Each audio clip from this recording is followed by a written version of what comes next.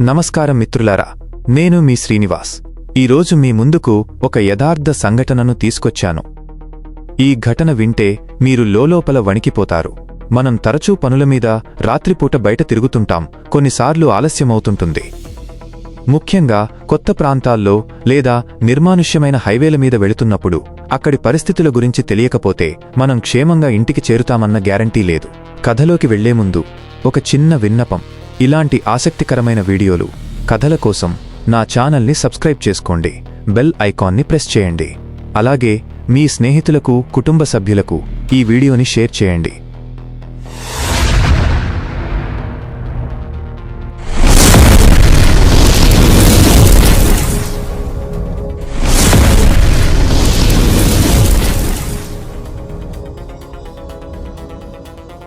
ఇక ఆలస్యం చేయకుండా కథలోకి వెళదాం.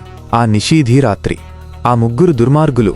ఈ కథను మన సబ్స్క్రైబర్లలో ఒకరు పంపారు. అతను ఒకప్పుడు చాలా దారుణమైన పనులు, చెడుదందా చేసేవాడు. కాని ఆ రాత్రి జరిగిన ఘటన తర్వాత అతను పూర్తిగా మారిపోయాడు.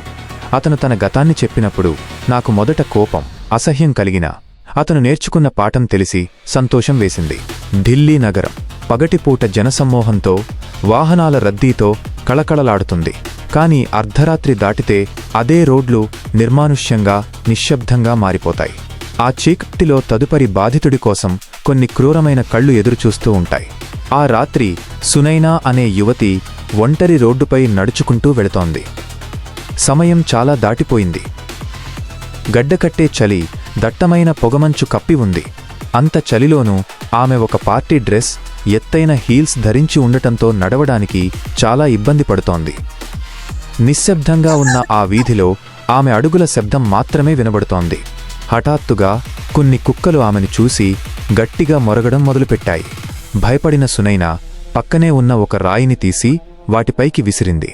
దాంతో అవి అక్కడి నుండి పారిపోయాయి. సునైనా ఊపిరి పీల్చుకుని మళ్లీ ముందుకు సాగింది. రోడ్డుపై ఉన్న స్ట్రీట్ లైట్లు వెలుగుతూ ఆరుతూ ఉన్నాయి. అంతలో వెనుక నుండి ఒక కారు వేగంగా వచ్చి ఆమె పక్కన ఆగింది. ఆ కారు హెడ్లైట్ల వెలుతురు ఆమె కళ్లను మిరుమిట్లు గొలిపింది. డ్రైవింగ్ సీట్లో ఉన్న యువకుడు అద్దం దించి, మీకు లిఫ్ట్ కావాలా? మేము డ్రాప్ చేస్తాం అన్నాడు. సునైనా సున్నితంగా తిరస్కరించి ముందుకు వెళ్లబోయింది.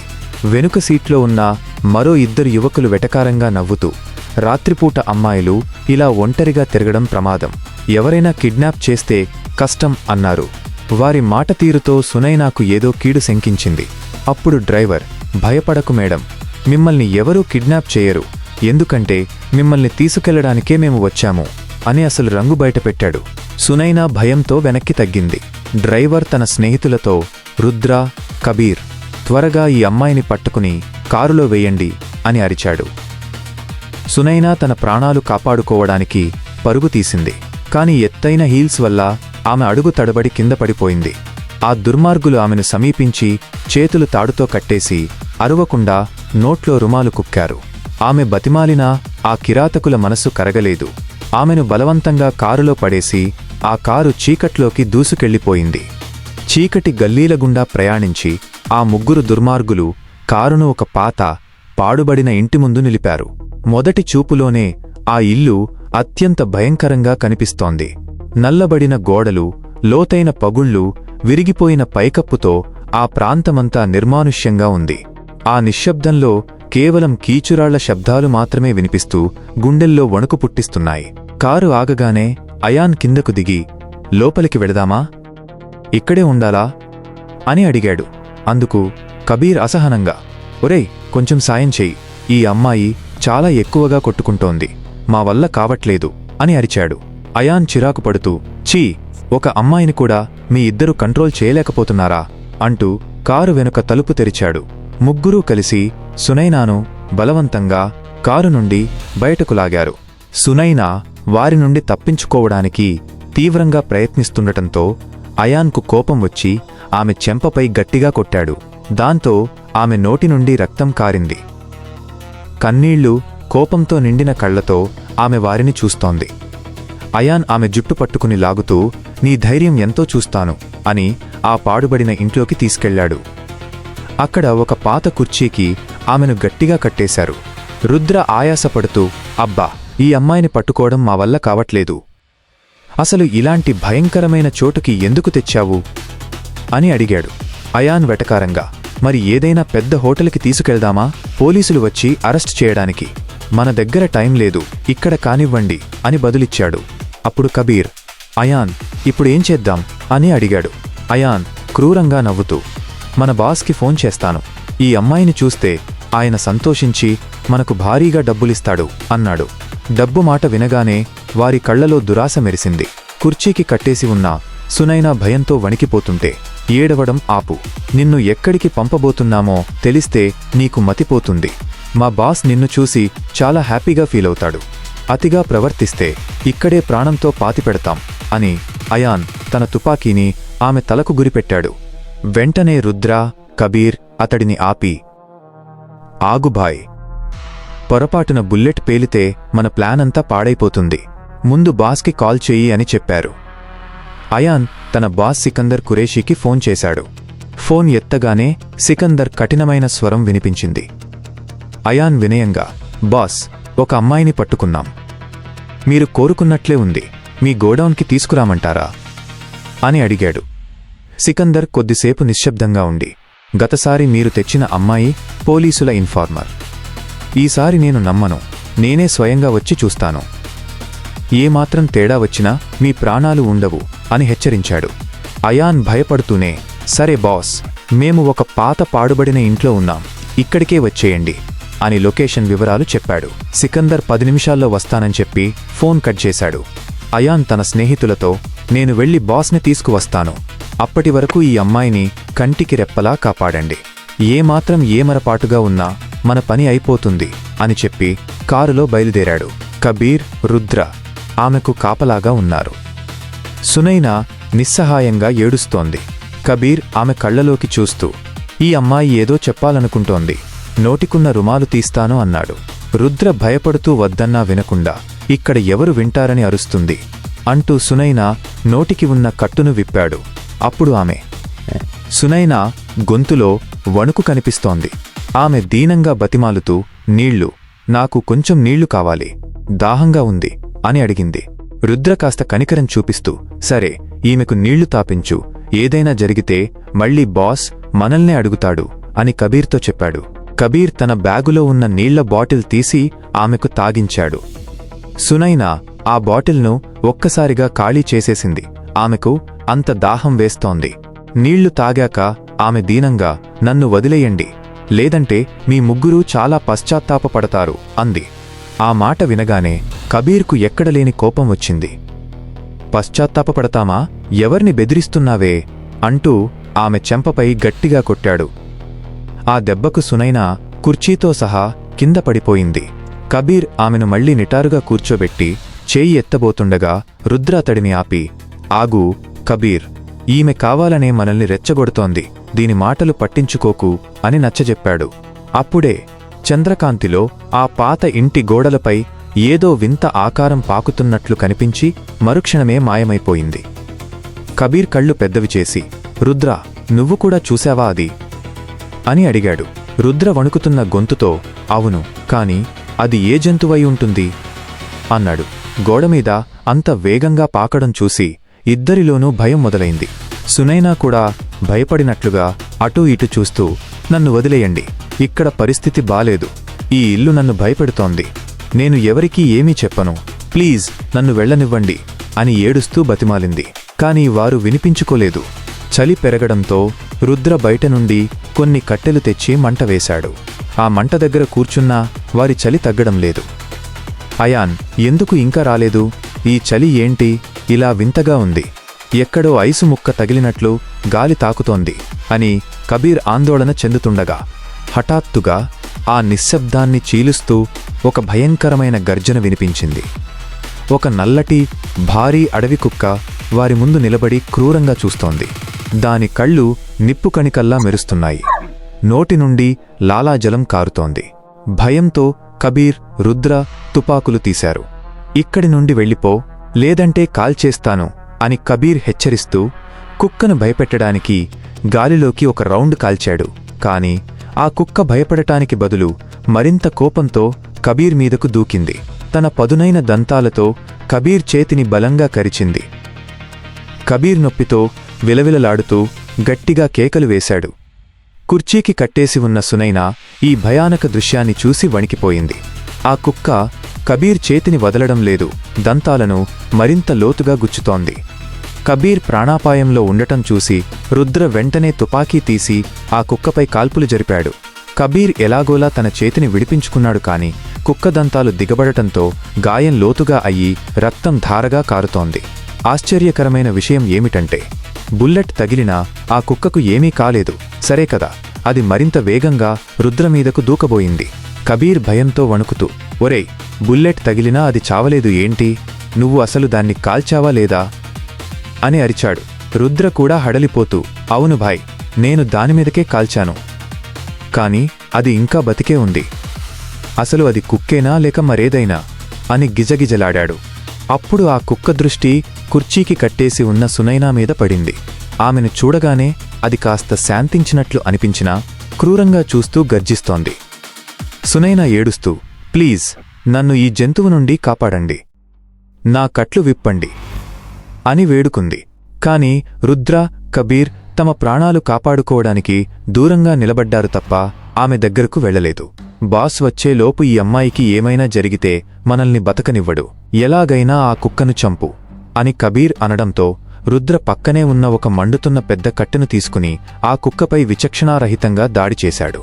రుద్ర కొడుతున్న దెబ్బలకు ఆ కుక్క ఒక్కసారిగా అందరి కళ్లముందే మాయమైపోయింది. అది ఎక్కడికి పోయిందో, ఎలా మాయమైందో ఎవరికీ అర్థం కాలేదు. చుట్టూ వెతికినా ఆ కుక్క జాడలేదు.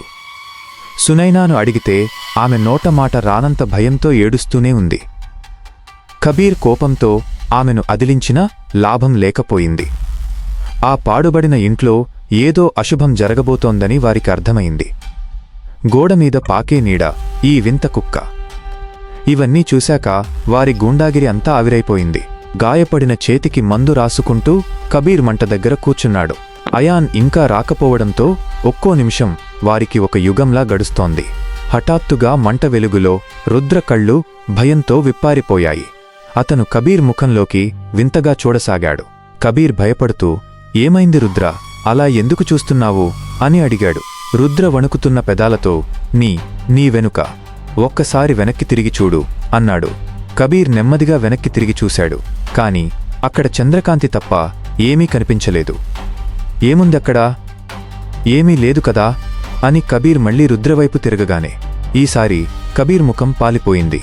రుద్ర వెనుక ఒక నల్లటి భయంకరమైన నీడ నిలబడి ఉంది. దానికి ముఖం లేదు, కేవలం నిప్పుకణికల్లా మెరుస్తున్న 2 ఎర్రటి కళ్ళు మాత్రమే ఉన్నాయి. అదే సమయంలో కబీర్ వెనుక కూడా సరిగ్గా అలాంటి నీడే నిలబడి ఉంది. ఇద్దరూ ఒకరి వెనుక ఉన్న ఆకారాన్ని మరొకరు చూసి ప్రాణభయంతో కేకలు వేశారు. వారి అరుపులతో ఆ పాడుబడిన ఇల్లు మారుమోగిపోయింది. ఆ భయానక వాతావరణంలో సునైనా కూడా బిక్కచచ్చిపోయింది. నేను ముందే చెప్పాను రుద్ర, ఈ ప్రదేశంలో ఏదో తేడా ఉంది. అయాన్ మనల్ని ఎక్కడ ఇరుక్కున్నాడో అర్థం కావడం లేదు అని కబీర్ ఆందోళనగా అన్నాడు. రుద్ర కూడా వణుకుతున్న గొంతుతో, అవును భాయ్, ఇక్కడ క్షణానికో వింత జరుగుతోంది. అసలు ఇది ఏ ప్రాంతమో కూడా తెలియడం లేదు అని బదులిచ్చాడు. భయం తారాస్థాయికి చేరడంతో కబీర్, ఒక పని చేద్దాం, ఈ అమ్మాయిని ఇక్కడే వదిలేసి మనం పారిపోదాం అన్నాడు. కాని బాస్కు భయపడి రుద్ర అందుకు ఒప్పుకోలేదు. సరిగ్గా అదే సమయంలో బయట కారు హార్న్ శబ్దం వినిపించింది. అది వినగానే వారి ప్రాణాలు లేచివచ్చాయి. అమ్మయ్య, అయాన్ వచ్చేశాడు, ఇక మనకు భయం లేదు అనుకుంటూ రుద్ర బయటకు పరుగెత్తాడు. అయాన్ కారు దిగగానే రుద్రముఖం చూసి, ఏమైంది, అంత కంగారుగా ఉన్నావు? అమ్మాయి పారిపోలేదు కదా అని అడిగాడు. రుద్ర తడబడుతూ, లేదు బాస్, కాని నువ్వు వెళ్లిన తర్వాత ఇక్కడ చాలా వింతలు జరిగాయి అన్నాడు. అయాన్ అతడిని ఆపి, మెల్లగా మాట్లాడు, నాతో బాస్ వచ్చారు, జాగ్రత్తగా ఉండు అని హెచ్చరించాడు. కారులో నుండి సికందర్ ఖురేషీ కఠినమైన గొంతుతో, నాకు సమయం వృధా చేయడం ఇష్టం లేదు, ఎక్కడా అమ్మాయి, ఇప్పుడే చూపించండి అని గర్జించాడు. ముగ్గురూ కలిసి పాడుబడిన ఇంట్లోకి వెళ్లారు.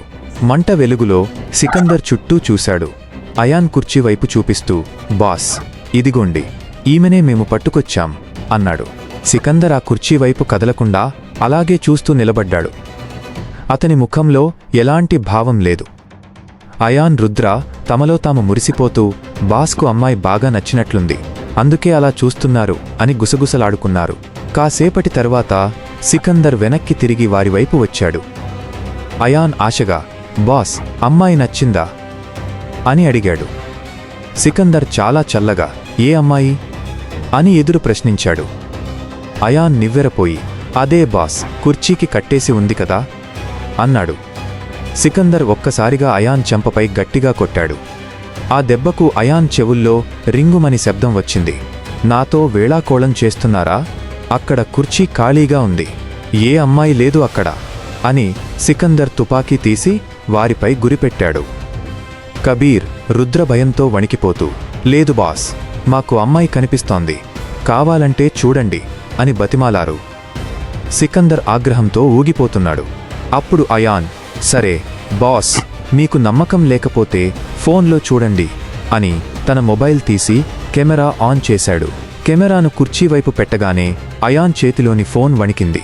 అతని కళ్ళు భయంతో విప్పారిపోయాయి. ఫోన్ స్క్రీన్లో కేవలం ఖాళీ కుర్చీ మాత్రమే కనిపిస్తోంది. కానీ నేరుగా చూస్తే మాత్రం సునైనా అక్కడ కూర్చునే ఉంది. అంటే ఈ అమ్మాయి మన ముగ్గురికి మాత్రమే కనిపిస్తోందా అని కబీర్ గొంతులో పచ్చి వెలక్కాయ పడ్డట్లయింది. సికందర్ దీన్నంతా ఒక ప్లాన్ అని భావించి నన్ను మోసం చేస్తారా అని గాలిలోకి కాల్పులు జరిపాడు. ముగ్గురూ భయంతో మోకాళ్లపై పడి ప్రాణభిక్ష వేడుకోసాగారు. కాని సికందర్ కనికరం చూపలేదు. అతను ఎటువంటి హెచ్చరిక లేకుండా అయాన్ కుడికాలుపై కాల్చాడు. సికందర్ జరిపిన కాల్పులకు అయాన్ నొప్పితో విలవిలలాడుతూ నేలపై పడిపోయాడు. కబీర్, రుద్ర అతడిని పట్టుకోవడానికి ప్రయత్నిస్తుండగా సికందర్ తుపాకీ గురిపెట్టి, చూసారా, సికందర్తో పెట్టుకుంటే ఇలాగే ఉంటుంది, అదృష్టం బాగుండి బుల్లెట్ కాలుకు తగిలింది, లేదంటే ప్రాణాలు పోయేవి అని గర్జించాడు. ముగ్గురూ ప్రాణభిక్ష వేడుకోవడంతో సికందర్ శాంతించి, సరే, ఈ రోజుకు మిమ్మల్ని వదిలేస్తున్నాను, కాని ఇకపై నా కళ్ల ముందు కనిపిస్తే చంపేస్తాను. మీరు చేసిన తప్పుకు ఈ కారును నేను తీసుకెళ్తున్నాను అని అయాన్ కారు తీసుకుని అక్కడి నుండి వెళ్ళిపోయాడు. ముగ్గురూ పశ్చాత్తాపంతో కుమిలిపోతుండగా హఠాత్తుగా వారి వెనుక నుండి ఒక చల్లని స్వరం వినిపించింది. ఏమైంది? నన్ను ఒంటరిగా వదిలి వెళుతున్నారా? నన్ను మీతో తీసుకెళ్లరా? ఆ మాట వినగానే ముగ్గురూ వెనుతిరిగి చూశారు. కుర్చీకి కట్టేసి ఉన్న సునైనా నెమ్మదిగా తలపైకెత్తింది. ఆమె ముఖం పూర్తిగా జుట్టుతో కప్పబడి ఉంది. ఒక్కసారిగా వేగంగా గాలి వీయడంతో జుట్టు తొలగి ఆమె భయంకరమైన తెల్లటి ముఖం బయటపడింది. ఆ రూపం చూసి ముగ్గురూ భయంతో కేకలు వేశారు. నువ్వు ఎవరు అని వణుకుతూ అడిగారు సునైనా వికటాట్టహాసం చేస్తూ. నా పేరు సునైనా. మీరు బలవంతంగా పట్టుకొచ్చింది సామాన్యమైన అమ్మాయిని కాదు, ఒక శక్తివంతమైన ఆత్మను. నన్ను మీరు ఇక్కడికి తీసుకురాలేదు, నేనే మిమ్మల్ని ఇక్కడికి రప్పించాను. ఇప్పటివరకు జరిగినదంతా నా ఇష్టప్రకారమే జరిగింది.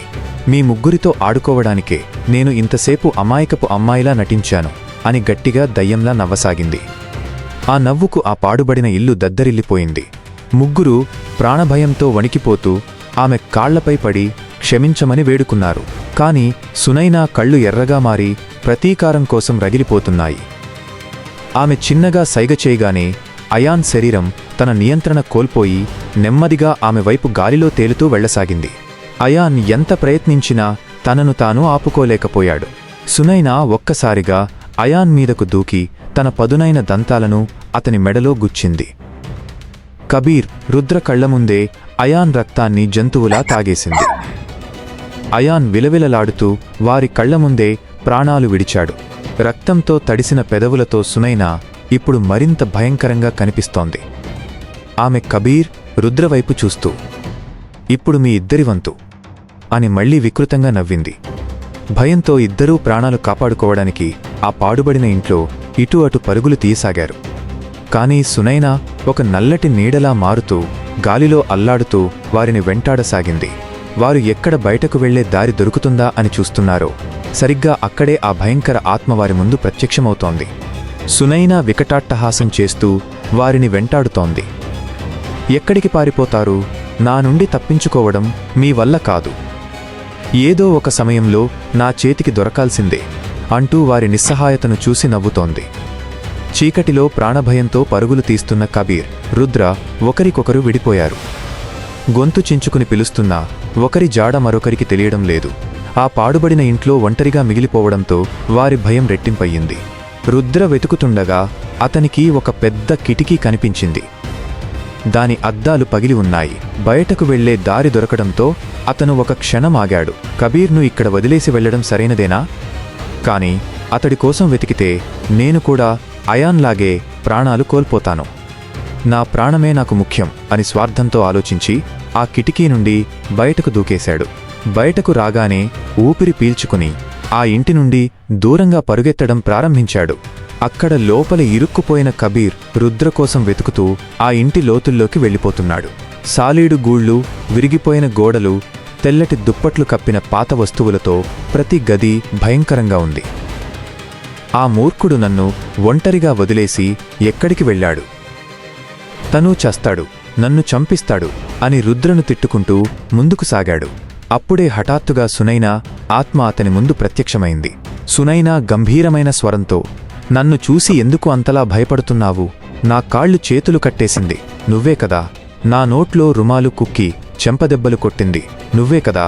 ఇప్పుడెందుకు భయంతో వణికిపోతున్నావు అని గర్జించింది. కబీర్ చేతులు జోడించి, నన్ను క్షమించు, నన్ను బతకనివ్వు అని వేడుకుంటూ తనను తాను కొట్టుకోసాగాడు. కాని సునైనా శాంతించలేదు. నువ్వు ఏ నిర్దోషిని వదిలిపెట్టవు కదా, మరి నిన్ను నేను ఎలా వదిలేస్తాను అంటూ గాలిలో తేలుతూ అతని మీదకు రాసాగింది. కబీర్ భయంతో ఒక గదిలోకి వెళ్లి తలుపు లోపల నుండి గడియ పెట్టుకున్నాడు. చీకటిలో ఊపిరి బిగబట్టి ఒక మూలన కూర్చున్నాడు. అతని హోష్, స్పృహ తప్పినంత పనైంది. మరోవైపు రుద్ర ఎంత దూరం పరుగెత్తినా తిరిగి తిరిగి మళ్లీ ఆ పాడుబడిన ఇంటి ముందే ప్రత్యక్షమయ్యాడు. ఇదేంటి, నేను మళ్లీ ఇక్కడికే ఎలా వచ్చాను అని ఆశ్చర్యపోతూ అలసిపోయి అక్కడే కూర్చుండిపోయాడు. అప్పుడే అతని కళ్ల ముందు మళ్లీ ఆ నల్లటి కుక్క ప్రత్యక్షమైంది. అతని దగ్గర ఇప్పుడు తుపాకీ కూడా లేదు. రుద్ర పారిపోవడానికి ప్రయత్నిస్తుండగా ఆ కుక్క ఆకారం నెమ్మదిగా మారడం మొదలైంది. ఆ దృశ్యాన్ని చూసి రుద్ర కళ్లలో మృత్యువు కనిపించింది. రుద్ర కళ్ల ముందే ఆ నల్లటి కుక్క రూపం మారిపోయి సునైనా తన అసలు భయంకర రూపంలో ప్రత్యక్షమైంది. రుద్ర దిగ్భ్రాంతికి లోనవుతూ, అంటే అప్పటినుండి ఆ కుక్క రూపంలో మమ్మల్ని వెంటాడింది నువ్వేనా అని అడిగాడు. సునైనా వికటాట్టహాసం చేస్తూ, అవును, నేనే ఆ అడవి కుక్కను, నేనే ఆ నల్లటి నీడను, గోడలపై పాకింది కూడా నేనే. నేను ఏ రూపమైనా ధరించగలను, ఒకేసారి 2 చోట్ల ఉండగలను. నువ్వు ఎంత దూరం పరుగెత్తినా తిరిగి నా దగ్గరికే వస్తావు అని గర్జించింది. అక్కడ గదిలో దాక్కున్న కబీర్ గతేంటి? అతను ఒక మూలన భయంతో వణికిపోతుండగా హఠాత్తుగా గోడను చీల్చుకుంటూ 2 చేతులు వచ్చి అతని గొంతును గట్టిగా పట్టుకున్నాయి. కబీర్ ఊపిరి ఆడక విలవిలలాడుతూ ఎలాగోలా ఆ చేతుల నుండి తప్పించుకుని బయటకు పరుగెత్తాడు. సరిగ్గా అదే సమయంలో రుద్ర కూడా మళ్లీ ఆ ఇంటి వద్దకే చేరుకున్నాడు. ఇద్దరూ ఒకరినొకరు చూసుకోవడంతో కాస్త ధైర్యం వచ్చింది. కబీర్, మనం తప్పు దిశలో వెళుతున్నాం, రా మరోవైపు ప్రయత్నిద్దాం అని కబీర్ అనగా రుద్ర నిరాశతో, ప్రతి దిశలోనూ వెళ్లి చూశాను కబీర్, కాని తిరిగి ఇక్కడికే వస్తున్నాం. మనం ఒక మాయాచక్రంలో ఇరుక్కుపోయాం అన్నాడు. మరి ఇక్కడ నుండి బయటపడే దారి లేదా అని కబీర్ అడగగా, ఆ ఆత్మను ఎదుర్కోక తప్పదు, లేదంటే మనం బతకలేం అని రుద్ర బదులిచ్చాడు. కాని సునైనా భయంకర రూపాన్ని తలుచుకుని కబీర్ గజగజ వణికిపోయాడు. వద్దు రుద్రా, తెల్లవారే వరకు ఎక్కడైనా దాక్కుందాం, సూర్యరశ్మి తగిలితే ఆత్మలు పారిపోతాయట కదా అని సలహా ఇచ్చాడు. కాని రుద్ర, అప్పటి వరకు ఆమె మనల్ని బతకనివ్వదు, రా నా చెయ్యి గట్టిగా పట్టుకో, మళ్లీ ప్రయత్నిద్దాం అని అతడిని లాక్కెళ్లాడు. వారు పరుగెత్తుతుండగా వెనుక నుండి హఠాత్తుగా అయాన్ గొంతు వినిపించింది. ఆగండి, నన్ను వదిలేసి వెళ్ళకండి అన్న పిలుపు విని కబీర్ వెనక్కి తిరగబోయాడు. రుద్ర వెంటనే ఆపి, వెనక్కి చూడకు, అది అయాన్ కాదు, ఏదో మాయా అని హెచ్చరించాడు. కాని అయాన్ గొంతు దీనంగా వినిపిస్తుండటంతో కబీర్ మనసు ఆగలేదు. అంతలోనే వారి భుజాలపై ఎవరో చేయి వేశారు. ఉలిక్కిపడి చూస్తే అయాన్ మెడపై దంతాల గాయాలతో రక్తం కారుతూ దీనంగా నిలబడి ఉన్నాడు. నేను బతికే ఉన్నాను బాయ్, నన్ను వదిలేయకండి అని ఏడుస్తూ బతిమాలాడు. రుద్ర కోపంతో, రేయ్ కబీర్, మన కళ్ల ముందే అయాన్ చనిపోయాడు కదా, ఇది సునైనా మాయ, నమ్మకు అని అరిచాడు. కాని కబీర్ చూడు రుద్ర, గాయాల నుండి రక్తం కారుతోంది. ఇది అయానే, మనం కాపాడాలి అని మొండిగా వాదించాడు. కబీర్ మాటలకు రుద్రకు పిచ్చెక్కినంత పనైంది. ఇద్దరి మధ్య వాదన జరుగుతుండగా అయాన్ ముఖంలో ఒక్కసారిగా మార్పు వచ్చింది. అతను భయంకరంగా నవ్వడం మొదలుపెట్టాడు. ముగ్గురూ చూస్తుండగానే అయాన్ రూపం కరిగిపోయి సునైనా ప్రత్యక్షమైంది. సునైనా క్రూరంగా నవ్వుతూ, చూశావా రుద్ర, నీ స్నేహితుడు ఎంత మూర్ఖుడో, ఇప్పుడు ఇతని ప్రాణాలు నావే అని గర్జించింది. సునైనా క్రూరంగా నవ్వుతూ, నీ స్నేహితుడి మూర్ఖత్వానికి తగిన శాస్తి జరగాల్సిందే అంటూ తన చేతిని కబీర్ వైపు చూపించింది. మరుక్షణమే కబీర్ కళ్ళు పూర్తిగా తెల్లగా మారిపోయాయి. రుద్ర భయంతో వణుకుతూ, నా స్నేహితుడిని వదిలే, ప్లీజ్ అని బతిమాలాడు. కాని సునైనా వినలేదు. తన శక్తులతో కబీర్ను గాలిలోకి ఎగురవేసి అతని గుండెను బయటకు తీసి నమలడం ప్రారంభించింది. కబీర్ ప్రాణం లేని శరీరం నేలపై పడిపోయింది. తన ఇద్దరు స్నేహితులను కోల్పోయిన రుద్ర ఇప్పుడు ఒంటరివాడైపోయాడు. చూశావా, నీ మూర్ఖపు స్నేహితులు ఎలా చచ్చారో, ఇప్పుడు నీవంతు అంటూ సునైనా అతని వైపు రాసాగింది. రుద్ర తన ప్రాణాలు అరచేతిలో పెట్టుకుని పిచ్చివాడిలా పరుగుతీశాడు. అతడిని అలా భయపెట్టడం సునైనాకు వింత ఆనందాన్నిస్తోంది. పరిగెత్తుతూ రుద్ర హఠాత్తుగా తాము సునైనాను ఎక్కడైతే కిడ్నాప్ చేశారో సరిగ్గా అదే మలుపు వద్దకు చేరుకున్నాడు. వెనక్కి తిరిగి చూస్తే సునైనా గాలిలో తేలుతూ భయంకరమైన నవ్వుతో వస్తోంది. దట్టమైన పొగమంచులో ఆమె ఆకారం మృత్యువులా కనిపిస్తోంది. అంతలో రుద్రకు దూరంగా ఒక చిన్న హనుమంతుడి ఆలయం కనిపించింది. శక్తినంతా కూడగట్టుకుని రుద్ర ఆలయం లోపలికి పరుగెత్తాడు. సునైనా లోపలికి ప్రవేశించబోగా ఒక అదృశ్య శక్తి ఆమెను వెనక్కి నెట్టేసింది. మందిరం లోపల ఉన్న రుద్రకు కాస్త ధైర్యం వచ్చింది. భగవంతుడు ఉన్నంతవరకు నువ్వు నన్ను ఏమీ చేయలేవు అని కేకవేశాడు. సునైనా గర్జిస్తూ, నోరుమూయ్, నీలాంటి పాపులకు దేవుడి పేరు ఎత్తే హక్కులేదు. నేనే పాపిని అంటున్నావే, మరి మీలాంటి దుర్మార్గులు ఎంతమంది నిర్దోషులైన అమ్మాయిలను ఇలాగే ఎత్తుకెళ్లి చంపేశారు. వారిని వేధించి ప్రాణాలు తీసింది మీరు కాదా? నీలాంటి వారు బతకడానికి అనర్హులు అని వికృతంగా అరిచింది. రుద్ర భయంతో వణికిపోతూ, నన్ను వదిలే, నేను వాగ్దానం చేస్తున్నాను, ఇకపై ఎప్పుడూ ఇలాంటి తప్పుడు పనులు చేయను, ఏ అమ్మాయి వైపు కన్నెత్తి కూడా చూడను అని వేడుకున్నాడు. రాత్రంతా భయానక వాతావరణంలో గడిచిపోయింది. సూర్యోదయం కాగానే సునైనా ఆత్మ మాయమైపోయింది. తెల్లవారుజామున ఒక పూజారి అక్కడికి వచ్చి రుద్రను చూసి ఆశ్చర్యపోయారు. రుద్ర జరిగినదంతా ఆయనకు వివరించాడు. పూజారి నిట్టూరుస్తూ ఇలా చెప్పారు, నాయనా, 5 ఏళ్ల క్రితం సునైనా అనే ఒక అమ్మాయి అర్ధరాత్రి తన ఇంటికి వెళుతుండగా కొందరు దుర్మార్గులు ఆమెను కారులో ఎత్తుకెళ్లారు. 7 ఏడాది తరువాత ఆమె శవం దారుణమైన స్థితిలో దొరికింది. అప్పటినుండి ఆమె ఆత్మ ఈ రోడ్లపై తిరుగుతూ తనను వేధించిన వారిలాంటి దుర్మార్గులను శిక్షిస్తోంది. దేవుడి దయ వల్ల నువ్వు ఈ మందిరంలోకి వచ్చావు కాబట్టి బతికావు. ఇకనైనా నీ దారి మార్చుకో. రుద్ర భక్తితో దేవుడికి నమస్కరించి అక్కడి నుండి వెళ్ళిపోయాడు. ఆ రాత్రి అతనికి ఒక గొప్ప పాఠాన్ని నేర్పింది. ఆ రోజు నుండి అతను తన చెడు పనులన్నీ వదిలేసి సామాన్యమైన జీవితాన్ని గడపడం ప్రారంభించాడు. రుద్ర గతంలో తన స్నేహితులతో కలిసి ఎంతోమంది అమ్మాయిలను అపహరించాడు. నేరుగా వారిపై చేయి చేసుకోకపోయినా కేవలం డబ్బుపై ఉన్న ఆశతో వారిని అక్రమంగా తరలించేవాడు. కాని ఆ భయంకరమైన రాత్రి అతనికి కనువిప్పు కలిగించింది. తన కళ్ల ముందే స్నేహితులు ప్రాణాలు కోల్పోవడం, ఆ ఆత్మ తనను వెంటాడటం చూశాక తాను చేస్తున్నది ఎంతటి నీచమైన పనో అతనికి అర్థమైంది. ఆ రోజే అతను ప్రమాణం చేశాడు, ఎప్పుడూ ఇలాంటి పాపపు పనుల జోలికి వెళ్లకూడదని. అతను తనను తాను పూర్తిగా మార్చుకున్నాడు. కాని అంతకుముందు అతను ఎంతోమంది అమ్మాయిల జీవితాలను నాశనం చేశాడు. ఎన్నో కుటుంబాల్లో తీరని వేదన మిగిల్చాడు. ఒక తల్లికి లేదా తండ్రికి తమ బిడ్డ దూరమైనప్పుడు కలిగే ఆవేదన వర్ణనాతీతం. కొందరికి స్త్రీ కేవలం ఒక వస్తువులాగానో లేదా తమ వ్యాపారంలో ఒక భాగంలాగానో కనిపిస్తుంది. కాని ఆమె వెనుక ఉన్న కుటుంబం పడే బాధ వారికి పట్టదు. నిజాయితీగా చెప్పాలంటే ఈ కథలో సునైనా తీసుకున్న నిర్ణయం సరైనదేనని నా అభిప్రాయం. ఇలాంటి దుర్మార్గులను ఆమె శిక్షించకపోయి ఉంటే వారు ఎప్పటికీ మారేవారు కాదు. సమాజంలో మురికిలా పేరుకుపోయిన ఈ దందా చేస్తూనే ఉండేవారు. ఒక ఆత్మ కేవలం తప్పు చేసేవాళ్లను మాత్రమే శిక్షిస్తే అది సమాజానికి ఒక హెచ్చరిక లాంటిదే. ఎన్ని భూతాలు ఎన్ని ఆత్మలు తిరుగుతున్నా అవి అన్యాయాన్ని అడ్డుకుంటున్నంత కాలం ఎవరికీ సమస్య ఉండదు. లోకంలో జరుగుతున్న అకృత్యాలను ఆపడానికి ప్రతి ఒక్కరూ ప్రయత్నించాలి. అప్పుడే ఇలాంటి సునైనాలు మళ్లీ పుట్టకుండా ఉంటారు. ముగింపు గమనిక. ఈ కథను విన్నందుకు మీ అందరికీ ధన్యవాదాలు.